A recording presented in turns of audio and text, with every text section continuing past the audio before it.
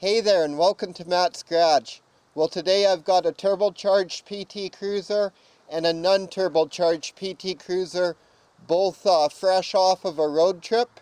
I've got the receipts from the trip, and for a time during that trip we convoyed perfectly back to back with these two cars, and we were actually traveling through the Rocky Mountains at the time as well, so I figured it would be really interesting to compare the fuel economy between the two cars. So our starting point was Summerland, BC, and we finished up in Golden, BC. That's 394 kilometers or 245 miles between those 2 points. And so we ran 87 octane in the non-turbocharged car and 89 octane in the turbocharged car. And other than that, the non-turbocharged car actually had air conditioning on for part of the trip, whereas the turbocharged one had no air conditioning on at any point. And there was also a passenger and a bit of luggage in the non-turbo one versus the turbo one that was just me driving it.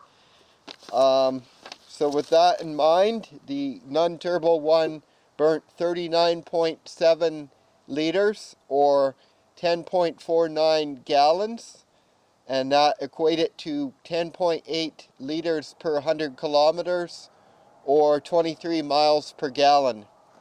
The turbocharged one burned 32.83 liters or 8.67 gallons, and that equated to 8.3 liters per 100 kilometers or 28 miles per gallon.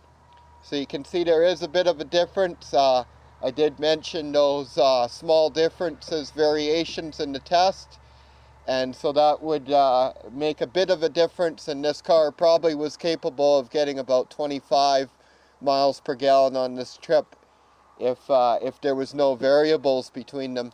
We weren't driving for economy on the trip. We were actually driving quite aggressively.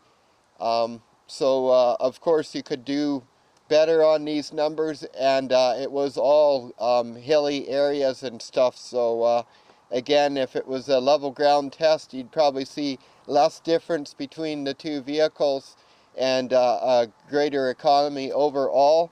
But I thought it was interesting, being that we were in hilly terrain and both cars were working hard, to see the difference. And it's just that the turbocharged car really doesn't work too hard in those hills, and this car, you know, it has to really drop down, gear down, and rev up really good to get up those hills, and that's where you burn all your fuel.